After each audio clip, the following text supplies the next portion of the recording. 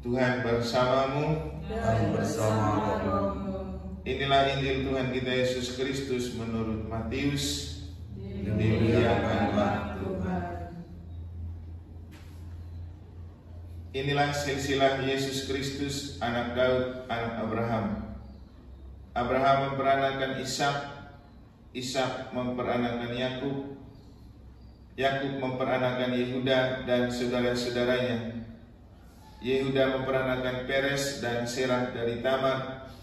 Peres memperanakan Hesron, Hesron memperanakan Ram, Ram memperanakan Aminadab, Aminadab memperanakan Nahason, Nahason memperanakan Salmon, Salmon memperanakan Boas dari Rahab, Boas memperanakan Obed dari Rut, Obed memperanakan Isai, Isai memperanakan Raja Daud, Daud memperanakan Salomo dan istri Uria, Salomo memperanakan Rehabeam, Rehabeam memperanakan Abia, Abia memperanakan Asa, Asa memperanakan Yosafat, Yosafat memperanakan Yoram, Yoram memperanakan Uzia, Uzia memperanakan Yotam, Yotam memperanakan Ahaz, Ahaz memperanakan Hizkia, Hizkia memperanakan Manasye, Manasye memperanakan Amon, Amon memperanakan Yosia, Yosia memperanakan Yekonya dan saudara-saudaranya pada waktu pembuangan ke Babel. Sesudah pembuangan ke Babel, Yekonya memperanakan Sealtiel, Sealtiel memperanakan Zerubabel, Zerubabel memperanakan Abihud, Abihud memperanakan Eliakim, Eliakim memperanakan Azor, Azor memperanakan Zadok, Zadok memperanakan Akim, Akim memperanakan Eliud, Eliud memperanakan Eleazar, Eleazar memperanakan Matan, Matan memperanakan Yakub, Yakub memperanakan Yusuf suami Maria yang melahirkan Yesus yang disebut Kristus. Jadi seluruhnya ada 4 keturunan dari Abraham sampai Daud, 14 keturunan dari Daud sampai pembuangan Babel, dan 14 keturunan dari pembuangan ke Babel sampai Kristus.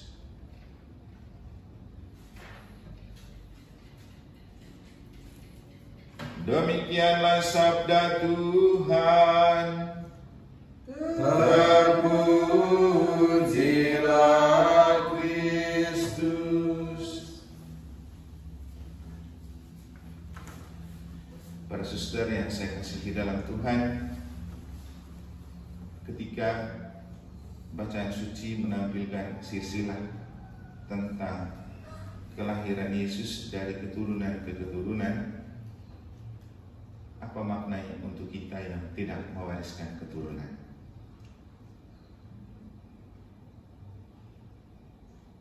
Ada beberapa pertanyaan yang muncul dari orang-orang yang belum paham atau juga bisa yang tidak Katolik, selalu mempertanyakan, yang jadi suster dan bromo itu nanti bagaimana mereka mewariskan keturunan?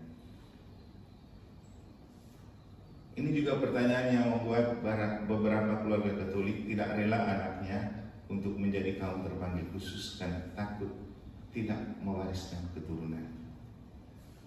Pertanyaannya, apakah keturunan itu penting? Untuk kita yang tidak berkeluarga pasti jawabannya tidak terlalu penting. Ya, bukan tidak penting, tapi tidak terlalu penting. Tapi untuk mereka yang hidup berkeluarga pasti merasa itu penting, karena bahkan mereka menganggap gengsi orang tua itu ditentukan dari apa yang diwariskan. Ya, mungkin kita ingat cerita mamanya Suster Crescentin kemarin ya. Salah satu hal yang membuat dia diancam dibunuh kalau masuk Katolik karena nanti takut tidak dapat keturunan karena tidak akan dinikahkan. Tapi kalau kita mencermati lebih dalam, citra akhir dari silsilah keturunan ini sampai kepada Kristus, pertanyaan selanjutnya adalah, Kristus lalu memperanakan siapa? Kan mentok di situ dia. Nah, ketika Kristus sekarang sudah berumur 2000-an tahun dan tidak menghasilkan keturunan, kenapa kerajaannya tidak mati? Hah? Keturunan panggilan. Ya. Mungkin dengan ini juga kita diajak untuk mengalihkan konsep tentang apa yang paling penting untuk diwariskan. Saya rasa ketika Yakub memanggil anaknya sebelum ia meninggal, ini adalah hal terpenting yang perlu diwariskan. Bukan lagi tentang anak-anak, tapi cara berpikir, cara bertingkah laku, dan karakter atau identitas. Dan kemudian ketika Yakub memanggil anak-anaknya, dia bicara tentang identitas anaknya. Yehuda, engkau Yehuda, engkau akan jadi begini, jadi begitu. Jadi mewariskan karakter itu jauh lebih penting dari sekedar mewariskan anak. Nah, sekarang banyak orang punya anak, tapi karakternya jelas enggak? Ini jadi persoalan juga ya. Sementara kita tidak mewariskan dan melahirkan anak, tapi kita bisa membangun karakter anak, yaitu lewat pendampingan, dunia pendidikan, panti asuhan. Saya rasa OSF punya panti asuhan di Palasari atau di Tuke, dan itu bukan anak kita, tapi kita telah mewariskan karakter kepada mereka. Nah, inilah krisis terbesar di zaman sekarang. Ketika orang mau melahirkan anak, tapi tidak mampu membina karakter. Kita tidak bisa mengingkari bahwa banyak anak yang karakternya dibangun di seminari, walaupun bukan anak pastor-pastor yang bertugas di sana. Jadi ketika kemudian Yesus mentok dan tidak mewariskan anak, bukan berarti kerajaannya mati. Hasilnya malah berkembang biak, lebih banyak dari mereka yang punya anak. Karena apa? Yang diwariskan adalah cinta kasih. Mewariskan cinta kasih itu jauh lebih berharga, karena tanpa kita punya anak pun semua orang kita bisa jadikan anak cinta kasih. Artinya kita mengajarkan mereka untuk memiliki karakter cinta kasih, dan itu cukup untuk membuat kita dikenal, kan? Tidak perlu memiliki anak untuk menjadi orang tua yang selalu dikenal. Karena kadang-kadang orang tua berpikir takut kalau tidak ada keturunan, siapa yang mengenal dan mendoakan mereka. Tapi faktanya tidak mudah memiliki anak yang kemudian setelah orang tuanya meninggal, dia dikenal, orang tuanya dikenal, didoakan. Nah, belum tentu. 1-2 orang saja terjadi. Bahkan yang terjadi sebelum orang tua meninggal, anak-anak sudah duluan buat supaya orang tua menderita.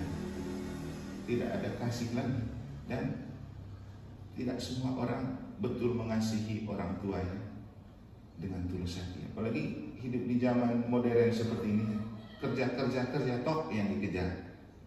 Berapa banyak orang tua yang terlantarkan. Saya itu kalau jalan ketemu dengan orang tua yang sudah sangat tua, tapi masih harus bekerja, pikul ini, bawa itu. Saya hanya prihatin, di mana anak-anaknya? Saya rasa kasihan. Untuk apa melahirkan anak kalau kemudian setelah tua malah tidak diperhatikan dan menderita? Kan tidak ada gunanya. Tapi kalau mewariskan cinta kasih, maka pasti anak akan mencintai kita sampai tua. Inilah yang diwariskan oleh Yesus. Tadi di doa pembukaan itu bagus sekali. Yesus itu pewaris kebaikan Tuhan, pewaris cinta Tuhan. Sehingga untuk kita tetap perlu bangga, karena walaupun secara biologis kita tidak punya keturunan, tapi secara psikologis dan secara rohani kita mewariskan dan melahirkan banyak generasi. Maka teruslah kita berbangga dengan panggilan kita, teruslah kita menjadi alat di tangan Tuhan yang tadi cocok dengan intensi doa kita. Mohon keberhasilan karya-karya perutusan, dan akhirnya kita bisa menemukan bahwa ketika kita menabur banyak kebaikan dan cinta dalam hidup dan pelayanan, itulah anak-anak yang akan menangisi dan mendoakan kita walau kita telah tiada.